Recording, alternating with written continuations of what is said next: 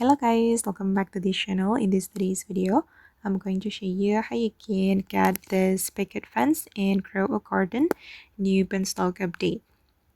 Okay, let's get into it guys. If you want to unlock the picket fence, you need to complete a mission.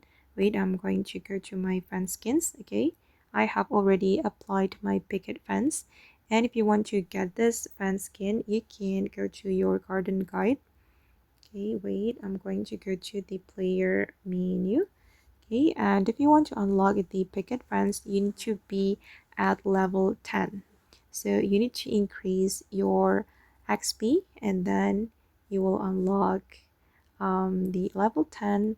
Then you will get this picket fence and you can apply it to your garden. Okay guys, and that's all the way to get picket fence and grow a garden. I hope this video will be useful for you. Thank you so much for watching, and if you found this tutorial useful, don't forget to like, comment, share, and also subscribe to this channel. See you in the next video guys.